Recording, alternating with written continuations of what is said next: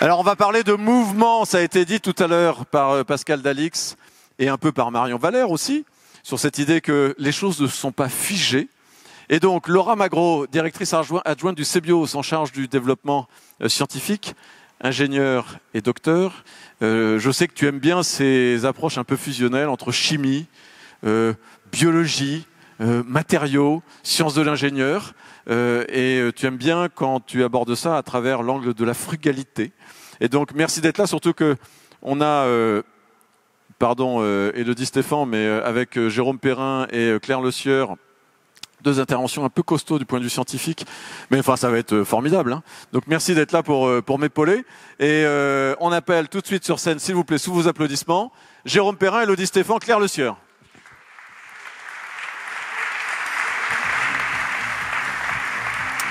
Merci beaucoup. C'est Claire Le Sieur qui s'avance en premier. Bonjour, merci. Merci d'être là. Je vous en prie, asseyez-vous. Élodie Stéphan. Merci beaucoup. Et Jérôme, on va commencer avec toi. Merci beaucoup. Jérôme Perrin, merci beaucoup. Directeur scientifique, groupe Renault. Alors évidemment, il est inévitable de penser mobilité quand on pense à la ville de demain. Et Jérôme, tu vas nous proposer un petit exercice de prospective, d'une certaine manière, de prospective bio-inspirée. Jérôme Perrin est convaincu et passionné de bio-inspiration depuis l'origine, depuis le début de l'histoire du CEBIOS, depuis le début de l'histoire du Biomexpo. Enfin, tout ça est quand même assez récent, mais tu travailles là-dessus depuis longtemps, à travers un parcours au départ de polytechnicien, mais un peu touche à tout. En passant aujourd'hui chez Renault, avant chez Air Liquide, avec un passé aussi au CNRS. Donc merci de nous partager ta vision en tout cas d'une mobilité urbaine bio-inspirée, mais aussi bio-conçue ou éco-conçue, à horizon, on va dire, de dans quelques années, comme aurait dit l'autre. Merci beaucoup Jérôme. Jérôme Perrin, merci beaucoup. Oui, merci. Oui, merci donc Alain et Laura. Oui, là, alors 2050, c'est un horizon qui est suffisamment loin du moment pour ne pas être dans l'extrapolation. Donc, ça nous permet d'ailleurs et en ce moment même, nous menons un exercice au sein de Renault, justement, prospective de la mobilité à l'horizon 2050, en termes de véhicules et de services, et pour la mobilité des biens et des personnes. Vous voyez, donc c'est un peu notre cadre, ce qui est normal, vu nos fondamentaux. C'est vrai que la mobilité terrestre, et en particulier l'industrie automobile, est soumise à beaucoup de défis actuellement, qui sont à la fois la contrainte environnementale, ou plus exactement l'opportunité environnementale, qui consiste à réduire la contribution du transport automobile aux émissions de gaz à effet de serre. Ça, c'est un premier point. Il y a aussi tout ce qui concerne le recyclage et, d'une manière générale, la disponibilité des matériaux, y compris d'ailleurs pour les nouvelles technologies comme les véhicules électriques. Donc tout ça, c'est la toile de fond. Et au-delà de ça, la mobilité, c'est aussi une appétence, un besoin de l'humanité qui n'a cessé et qui ne se dément pas. Donc comment finalement honorer d'une certaine manière un besoin de mobilité qui fait partie de la sociabilité et en même temps de s'inscrire dans le durable. Alors, la bio-inspiration, c'est effectivement une source d'inspiration pour l'innovation. Et moi, je me situe au sein de Renault comme essayant de promouvoir ce que je pourrais appeler une éco-conception bio-inspirée. Éco-conception veut bien dire qu'on s'inscrit dans une perspective de développement durable. Il s'agit aussi de s'adresser à des ingénieurs, comme la conception automobile, c'est d'abord un travail d'ingénieur avec toutes ces méthodes, avec tous ces tests, ces vérifications, ces problèmes de design to cost, puisqu'il s'agit de faire ça à un coût. Actuellement, il faut se rendre compte d'une chose, c'est qu'une automobile, c'est un produit relativement complexe qui est vendu à bas coût et qui est fait en grande série. Quand je dis bas coût, c'est que vous divisez le poids d'une voiture ou le coût d'une voiture par son poids, vous tombez, pour un véhicule, je ne parle pas de premium, mais vous tombez sur quelque chose qui est de l'ordre de 5 à 10 euros, quoi, en coût, pas forcément en prix, mais en coût. Donc ça veut dire qu'on doit vendre des choses, y compris l'électronique, y compris, enfin tout ce qui concerne une voiture, c'est vendu à quelques euros le kilo ou un peu plus, c'est-à-dire entre les légumes et la viande, quoi. Donc ça c'est le premier, c'est la toile de fond. Alors pour ce qui concerne la bio-inspiration en tant que telle, bon, finalement, pour ce qui concerne l'automobile et la mobilité en général, je vois un peu, je l'ai classé un petit peu en 6 domaines, quelque chose qui relève de la morphologie ou de l'architecture, du design, l'aérodynamisme en faisant partie. Il y a un domaine qui concerne, alors qui est partagé avec beaucoup d'autres industries, qui est les matières, la composition, la structure, les surfaces, leurs propriétés, les fonctions associées comme l'auto-nettoyage, l'auto-réparation, etc. Quelque chose qui relève plus de l'esthétique et des sensations, c'est que ce soit le toucher, la couleur, les odeurs. Il y a un domaine qui est vraiment plus cette fois-ci du métabolisme, c'est-à-dire la gestion de l'énergie, le carburant, le cycle de vie. Il y a aussi quelque chose qui est vraiment de l'ordre de la fonction. La fonction, c'est la motricité. D'abord, une voiture, c'est un fait pour se déplacer quand même. C'est aussi une voiture maintenant avec les véhicules connectés, équipés de caméras, c'est tout ce qui est fonction de perception. Ce sont aussi les fonctions, puisqu'on va vers des véhicules automatisés, donc de l'ordre de la décision. Et puis il y a aussi, alors bien entendu, il faut toujours faire attention, décision, ça reste humain, mais disons les fonctions automatiques. Et puis il y a tout ce qui concerne ce que j'appelle la sociabilité, c'est-à-dire finalement les véhicules partagent des infrastructures qui sont les routes avec d'autres véhicules. Il y a tout un aspect coopératif, il y a tous ces aspects gestion de trafic, fluidité et les communications. Alors quand on dit V2X, c'est du jargon automobile, mais ça veut dire véhicule to véhicule, véhicule to infrastructure, véhicule to pedestrian. Voilà, c'est tout ce qui concerne les communications du véhicule avec l'environnement. Voilà, donc ça, alors actuellement, on partage dans le cadre d'un groupe de travail qui fonctionne depuis 2 ans sur la bio-inspiration au sein de la plateforme de la filière automobile, qui est une sorte de syndicat professionnel, qui regroupe PSA, Renault, Valeo, Faurecia, Michelin, Plastic Omnium pour les gros industriels français, et des autres, bien sûr, et on a fait ça avec la participation du CBIOS. On a réfléchi ensemble, etc. De cela ont abouti quelques initiatives de projets.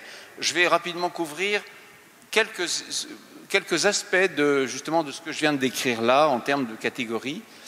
Et pour commencer, resituer quand même bio-inspiration et enjeux environnementaux. Parce que finalement, la bio-inspiration, si c'est que pour faire quelque chose d'assez amusant ou commode, mais qu'on n'est pas dans une perspective de développement durable, ça n'a pas grand intérêt. Donc nous, on doit d'abord, quels sont nos défis? C'est réduire l'empreinte environnementale dans la fabrication, la maintenance et le recyclage des véhicules. C'est tout ce qui est consommation d'énergie, matières critiques, matériaux, effluents, structures et matériaux autoréparables, tout ce qui est maintenance, pour diminuer finalement tous l'énergie, les coûts et le temps associés.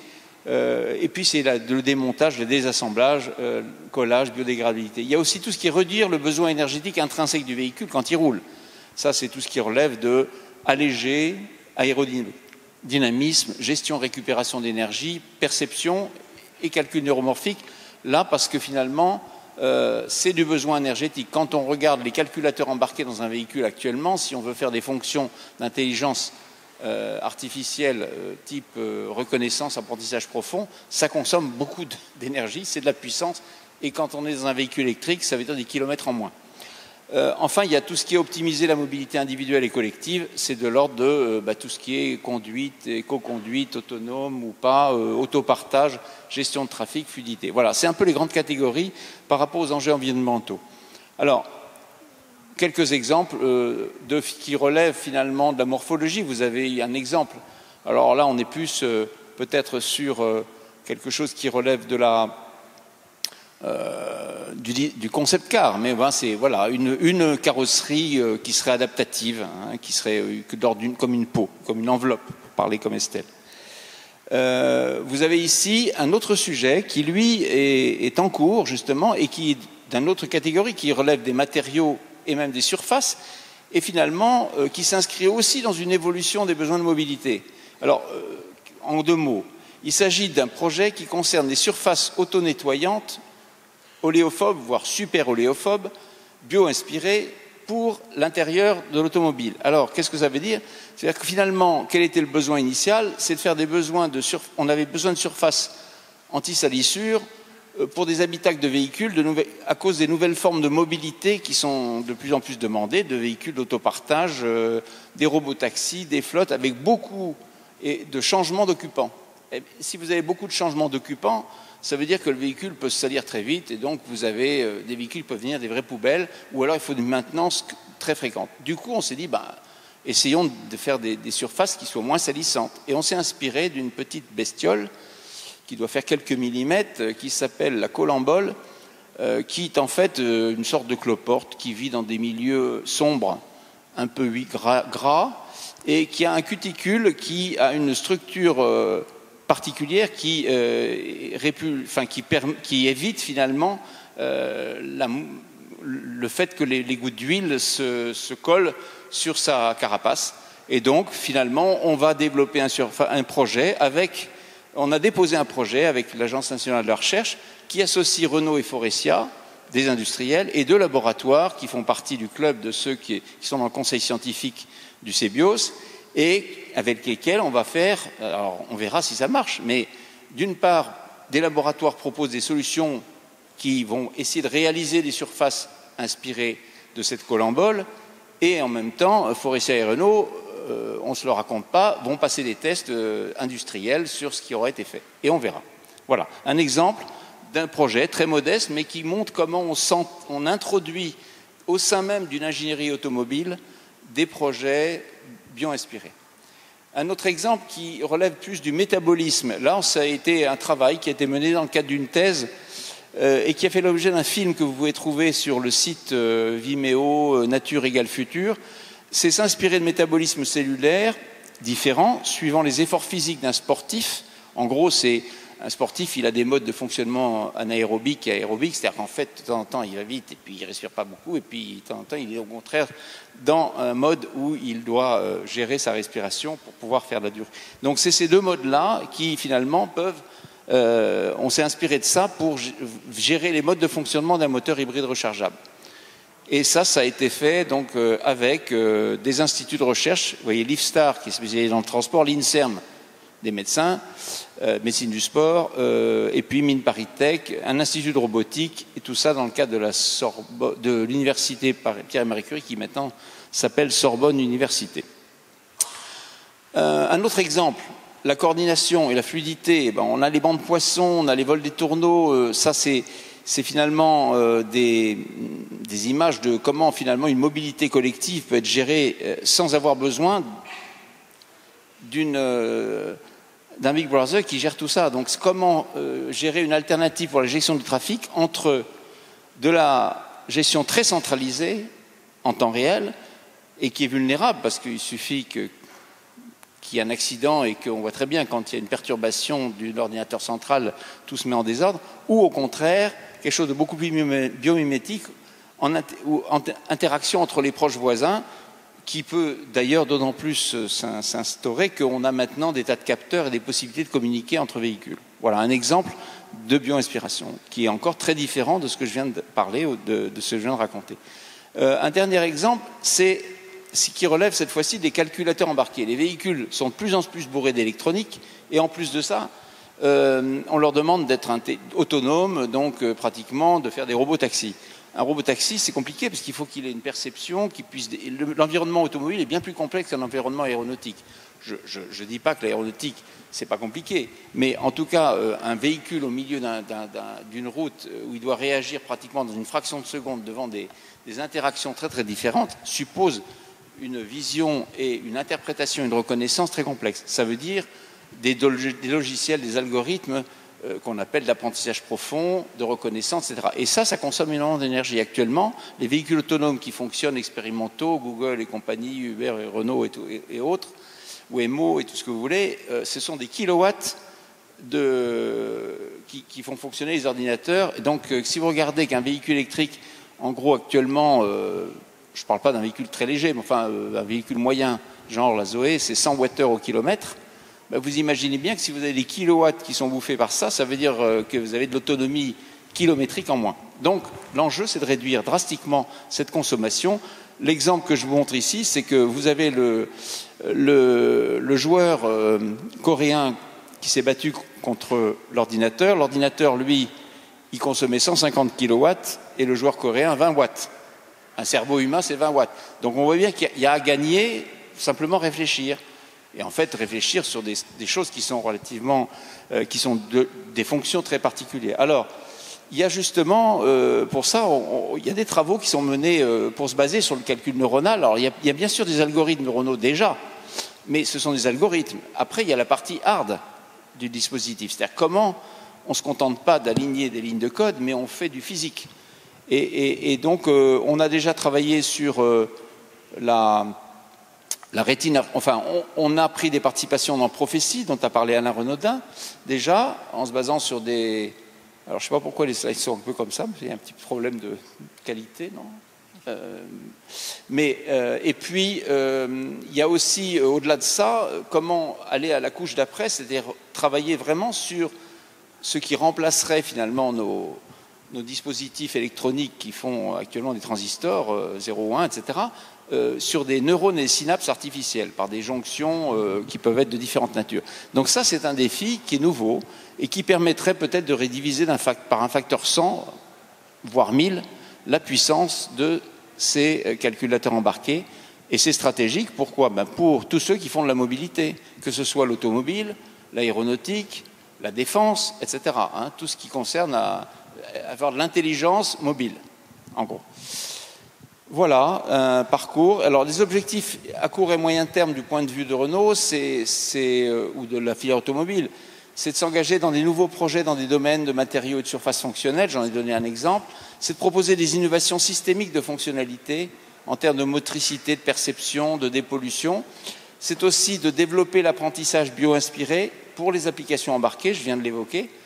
Et puis, ça, c'est un dossier sur lequel j'essaye de m'impliquer avec des partenaires comme l'école de design industriel à Paris, c'est de construire des formations pour ingénieurs sur l'éco-conception bio-inspirée, en m'appuyant d'ailleurs sur un projet, sur une norme AFNOR qui a déjà été élaborée par le CBIOS, qui s'appelle « Intégration de la biométhique dans les démarches d'éco-conception ». Encore une fois, éco-conception, bio-inspirée, c'est un petit peu le mot-clé de ce que je voulais dire sur la démarche dans le cadre de l'automobile. Voilà. Merci beaucoup, Jérôme Perrin.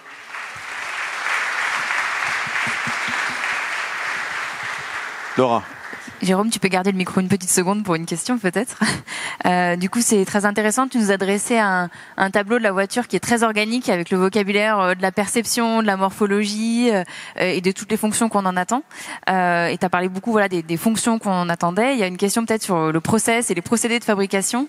On attend des coûts très réduits, tu l'as dit, par le poids ou par voiture. Et il y a des cadences pourtant infernales. Est-ce qu'on peut revenir à plus de sobriété ou à d'autres procédés de fabrication eux-mêmes bio-inspirés éventuellement ou qui permettent des applications bio-inspirées. Et la suite de la question, c'est avec qui faire tout ça ? Est-ce que c'est un engagement purement de filière ou est-ce qu'on va aller peut-être chercher des collaborations transsectorielles ? Alors, des collaborations transsectorielles, d'abord, le véhicule et la ville, ça fait en forme un tout. Et surtout, quand on parle de mobilité périurbaine. Puisqu'il faut voir qu'on voit bien que par rapport aux véhicules propriétaire qui fonctionne 4-5% du temps et qui est un peu le rêve de la... c'est finalement ce qui a été l'horizon et le rêve en gros des 30 Glorieuses. C'est-à-dire c'est ce véhicule que chacun peut avoir et qui nous permet la grande liberté, etc. On voit bien qu'on est entré dans une nouvelle phase et qu'on va probablement dans l'industrie automobile aller vers une différenciation entre deux types de produits. Il y aura toujours ceux qui voudront le véhicule à eux et qui voudront aller loin, se faire plaisir, etc. Le véhicule plaisir, celui qui vous est vendu par la publicité actuellement. Ça existera sans doute toujours.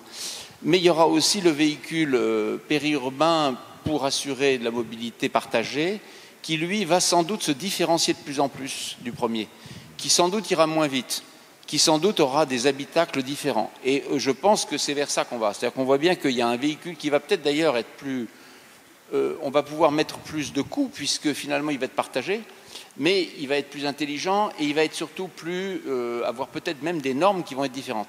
Donc je pense que c'est vers ça qu'on va et ce véhicule-là va évidemment être beaucoup plus intégré à la ville puisqu'il doit participer à la ville. Et d'ailleurs, une des choses où on a déjà du transsectoriel pour le véhicule électrique, c'est dans la gestion des réseaux électriques intelligents. Des millions de véhicules électriques avec leurs batteries, peu importe la dimension, ça contribue énormément à stabiliser le réseau. Parce que ça peut permettre d'effacer à la fois d'effacer des pointes de production qui, au moment où l'électricité ne serait pas consommée, et à l'inverse, on est maintenant dans une possibilité de renvoyer de l'énergie au réseau à partir des batteries.